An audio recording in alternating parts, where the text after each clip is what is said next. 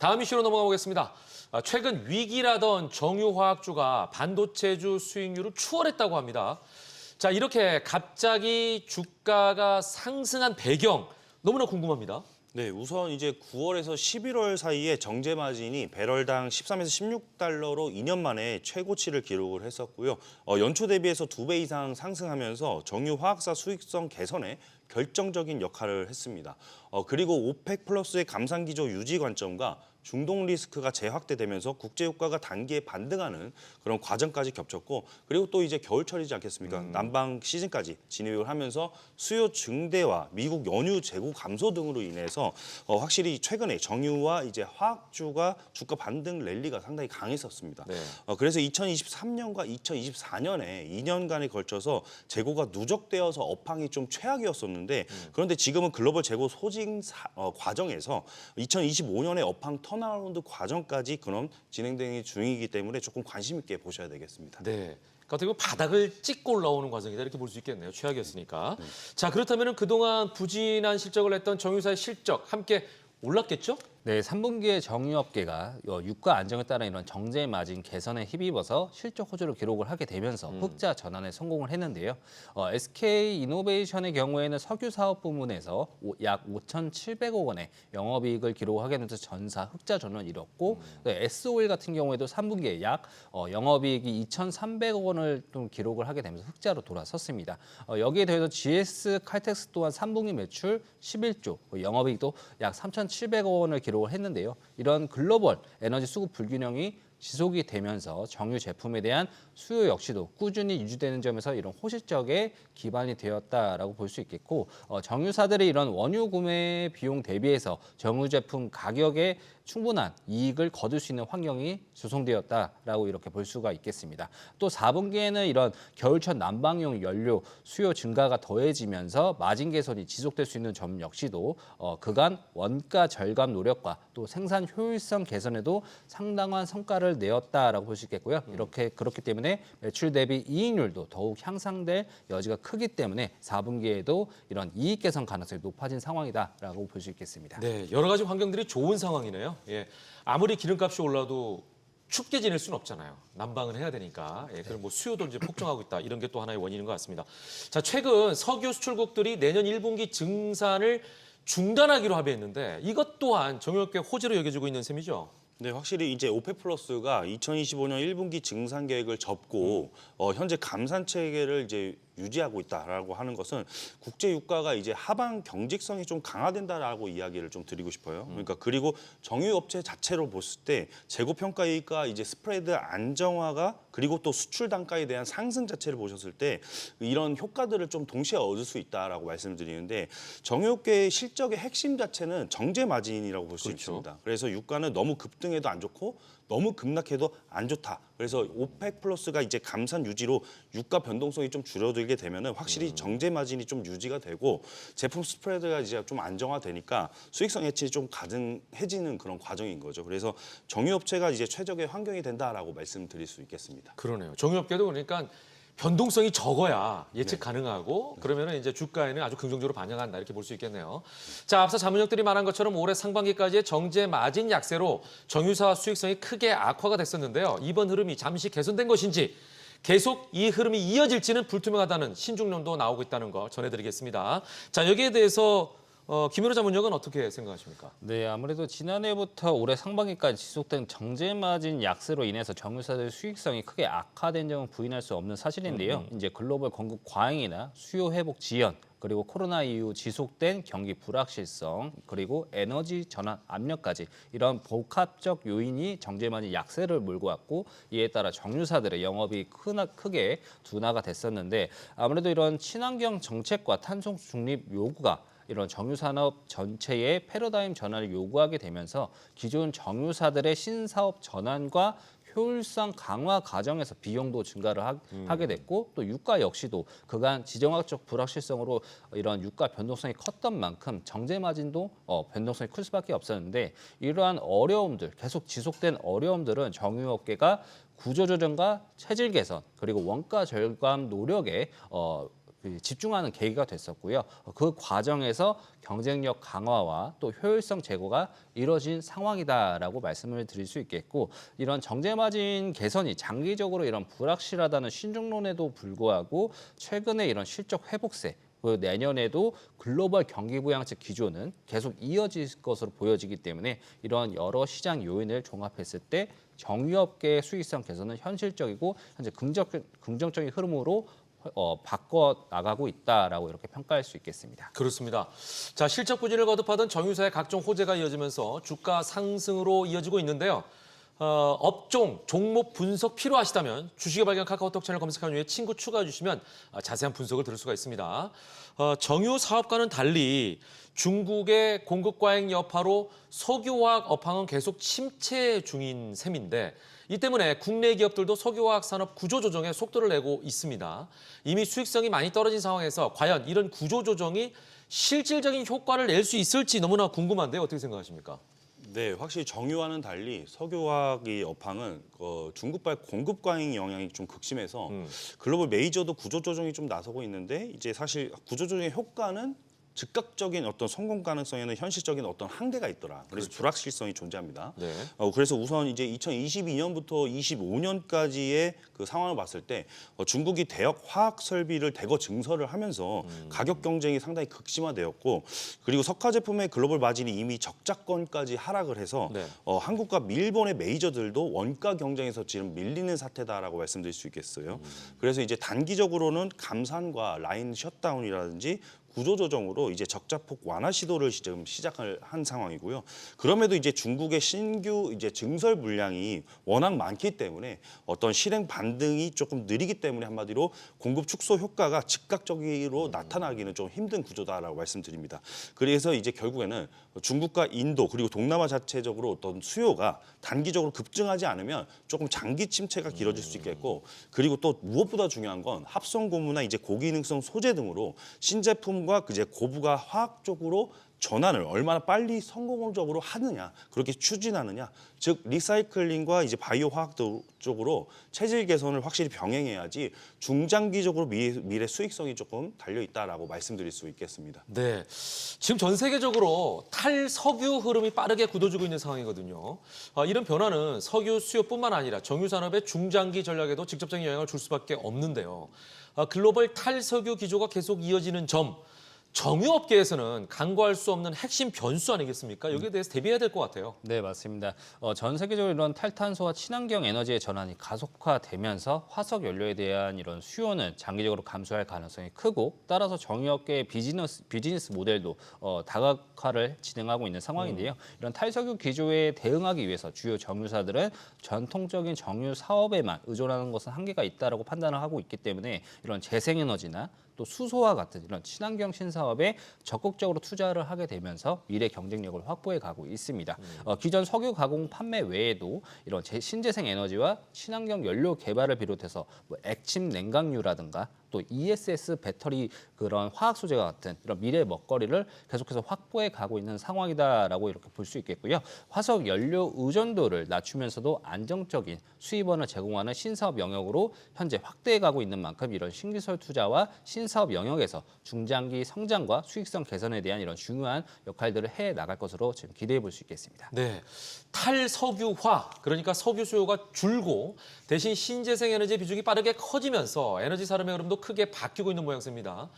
그리고 또한 신재생 확대의 핵심에는 바로 전력을 안정적으로 저장해주는 ESS가 자리하고 있어요. 결국 이렇게 하다 보니까 ESS까지 왔네요. 네, 결국에 이제 신재생은 태양광과 풍력 같은 경우에는 간헐성에 대한 문제가 항상 있잖아요. 네.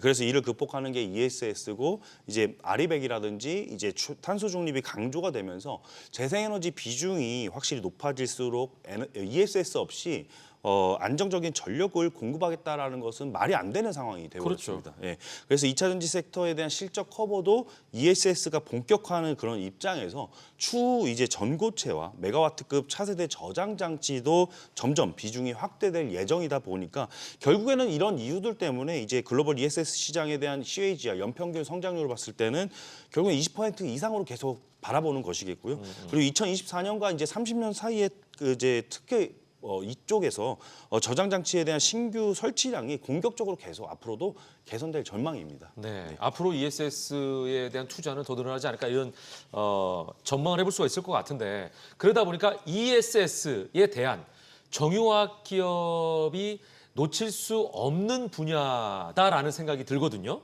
실제로 어떤 기업들이 ESS 시장에 뛰어들고 있습니까? 네, 정유화 기업의 입장에서는 ESS가 이제 기존 화석연료 중심 사업에서 탈피해서 이제 미래 에너지 산업으로의 전환을 가능케 하는 중요한 분야인데요. SK 이노베이션을 예로 들면 이제 자회사인 SK온을 중심으로 이런 고안정성 배터리 기술을 통해서 ESS용 배터리를 생산하고 또 미국과 유럽을 비롯한 이런 글로벌 시장에서 대형 ESS 프로젝트를 수주해서 사업을 계속 확장해 가고 있는 상황이고요. GS 칼텍스와 롯데 케미칼과 같은 이런 주요 정유화학 기업들 역시도 ESS를 미래 성장 전략 중 하나로 삼고 사업 다각화를 추진하고 또 투자를 계속해서 확대해가고 있는 상황입니다. 이렇게 정유화학 기업이 ESS 시장에 진출하는 데는 몇 가지 또 뚜렷한 강점이 있는데요. 첫째로는 이제 정유화학 기업들이 이런 정유 공장이라든가 석유화학 플랜트에서 대규모 에너지 관리와 안정적인 전력 운영에 대한 이런 노하우가 있습니다. 그렇기 때문에 ESS 사 확장에 있어서도 이런 노하우를 바탕으로 에너지 저장과 전력 수급의 효율화를 위해서 이런 필요한 기술이나 또 이런 노하우를 갖고 있다는 점이고요. 둘째로는 ESS 이 사업 자체가 투자 비용이 클 수밖에 없습니다. 맞아요. 기술 개발이라든지 이런 설비 구축에 있어서 상당한 자본 투자가 필요한 산업인데 정유화학 기업들은 이미 안정적인 현금 흐름과 자본 시장에서의 신용도를 갖추고 있기 때문에 이런 ESS 분야의 전략적 투자와 연구 개발을 원활하게 진행할 수 있다라고 보시면 되겠고요. 여기에 더해서 이런 주요국 정부들도 이런 정유화학 기업들이 탄소 중립 정책에 따른 규제 완화와 또 지원 혜택을 통해서 친환경 사업을 좀 더 원활하게 할 수 있도록 도와주고 있습니다. 친환경 신사업 진출을 장려하고 있는 점에서도 이런 기존 전통적인 정유화학 기업들이 기존 인프라와 축적된 자본 그리고 정부 정책을 통해서 ESS 투자에 대한 리스크가 다른 사업보다 리스크가 적고 안정적인 사업 성장과 이런 확장할 수 있는 환경이 마련된 상황이다라고 볼 수 있겠습니다. 네, 앞으로 그 신재생 에너지는 대세다, 거스를 수 없는 흐름이다 이렇게 볼 수 있을 것 같고 거기에 맞춰서 ESS 사업에 대한 정유화학 기업의 관심 또한 자연스럽다 이렇게 볼 수 있는데 2차 전지 기업도 그렇고 정유화학 기업도 그렇고 결론적으로 이제 ESS에 다각화를 꾀하고 있는 이런 모양새다라고 볼 수 있을 것 같아요. 자, 그래서 마지막으로 정유화학 산업 전망을 한번 짚어주시죠. 네, 현 시점에서는 확실히 정유화학 분야 전망을 하자면은 이제 정유는 단기 호조는 지금 이어집니다. 그래서 이제 글로벌 친환경 정책과 탄소 규제의 강화로 인해서 장기 성장성에는 이제 또 한계점이 있다. 근데 지금 단기는 계속 이어진다라고 말씀드릴 수 있겠고, 그리고 이제 석유화학 쪽에서는 이제 구조조정 이후에 고부가 친환경 신사업이 관건입니다. 그래서 여기 국내외 정유사들은 수소나 이제 항공바이오 쪽 그리고 이제 CCUS나 신재생 에너지 쪽으로 신사업 투자를 계속 병행해가지고 구조적 체질 전환 속도를 높여야 됩니다. 그래서 여기서 구조적 성장을 기대할 수 있는 이런 기업들에게만 향후 성장성을 기대해 볼 수 있는데 이런 정말 주요한 기업들은 김현우 자문역이 계속 이제 자문을 해주신다고 하니까 저는 여기까지 추가 내용을 삼가하도록 하겠습니다. 네. 네. 이영진 자문역은 안 하는 거예요? 두 분이 함께 종목 분석을 꼼꼼하게 해주시기 부탁드리겠습니다. 자, 저희가 정유화학을 다룬 거는 굉장히 오랜만인 것 같아요. 그만큼 정유화학 분야가 굉장히 오랫동안 침체돼 있었기 때문에 흐름이 좀 좋지 않아서 저희가 다뤄드리지 못했던 부분인데 자, 이렇듯 굉장히 변동성이 많은 분야들이 많거든요. 여러분들이 궁금한 업종이나 종목 분석이 필요하시다면 주식의 발견 채널을 검색한 이후에 반드시 친구 추가해 주시면 이런 내용들은 꼼꼼하게 여러분께서 살펴보셔야 되는 만큼 자세하게 설명해드리겠습니다. 자문역들의 세심한 분석과 함께 관련 종목의 리포트까지도 받아볼 수가 있다는 점 말씀드리겠고요. 자, 그런 의미에서 이번에는요. 오랜만에 정유화학주 금운동을 한번 살펴보도록 하겠습니다.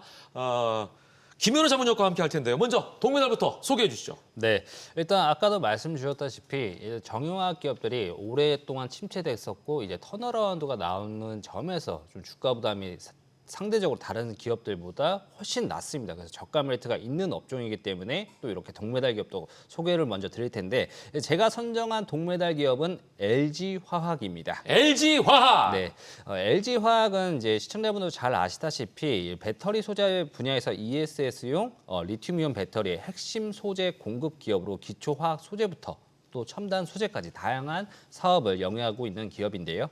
석유화학 제품 가격 상승과 이런 마진 개선은 LG화학의 주력 품목인 고부가 가치 화학 제품 매출 확대에 긍정적인 영향을 주면서 기존의 정유화학 사업에서 실적 개선세가 이제 밑바탕이 된다라고 이렇게 보시면 되겠고요. 아시다시피 최근 ESS 배터리 소재 분야도 빠른 성장세가 이어지고 있고 내년부터 본격화될 시점입니다. 보다 본격적인 성장 ESS 이런 모멘텀은 내년부터이기 때문에 이런 기대감도 유효한 만큼 이런 화학 산업과 또 첨단 소재 사업이 시너지를 내면서 보다 성장 기반이 이제 본격적으로 부각될 것으로 전망이 되고요. 다만 이런 최근 북미 ESS양 기대감이 단기적으로 가파른 기대감이 먼저 유입이 되면서 가파른 반등이 나온 만큼 현재는 매물 소화 과정을 보이고 있는 점에서 동메달로 선정했다라고 말씀드릴 수 있겠고 LG화학 같은 경우에도 카카오톡 채널 입장해 주시면 앞으로의 전망, 모멘텀 추가적으로 브리핑 드릴 수 있도록 하겠습니다. 네.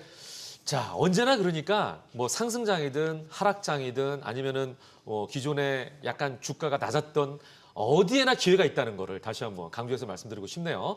자, 동메달은 기초화학 소재부터 첨단 소재까지 다양한 사업을 영위하고 있는 LG화학이 차지했습니다. 자, 이제 은메달 종목 공개합니다.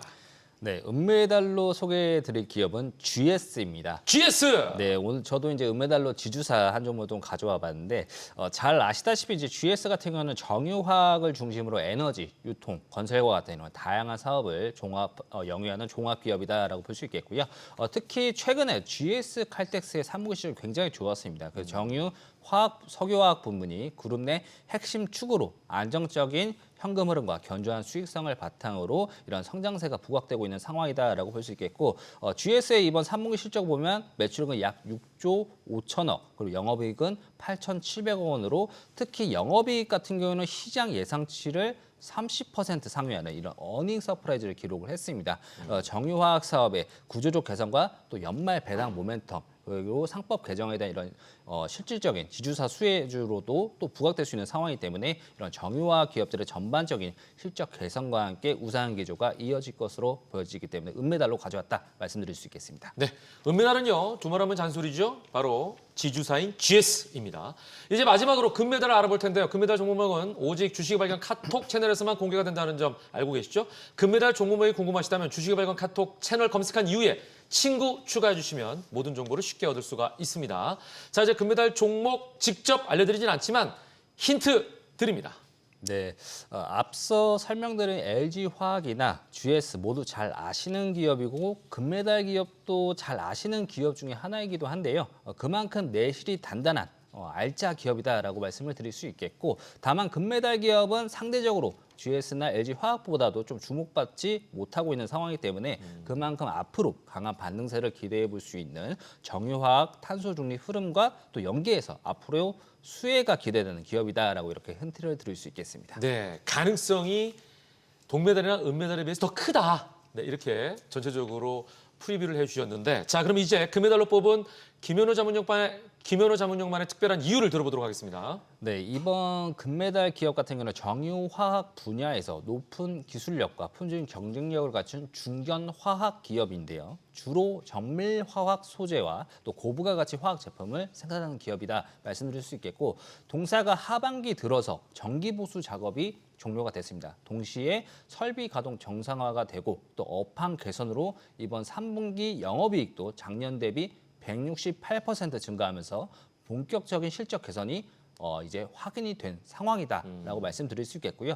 특히 동사 같은 경우는 에피클로로 히드린이라는 ECH를 주력으로 생산을 하고 있는데 ECH는 이런 스마트폰이나 뭐 자동차 이런 전자제품 같은 회로기판과 같은 이런 거의 모든 산업에서 이런 접착이나 코팅을 할 때 활용되는 이런 에폭시 수지의 핵심 원료다라고 생각을 하시면 되겠는데요. 이 핵심 원료인 ECH의 가격이 2분기 대비해서 약 23% 상승을 하게 되면서 그간 3년여간 이어졌던 이런 하락 사이클이 끝나는 결국 가격 정상화가 나타나는 상황이다라고 말씀을 드릴 수 있겠고 여기에 대해서 이런 증설 효과와 판가 인상을 통해서 전 세계적으로 수요가 꾸준히 있는 산업 필수 소재라는 점에서도 앞으로도 가격이 상승하면 실적에도 긍정적으로 반영될 수밖에 없다라고 말씀을 드릴 수 있겠고요.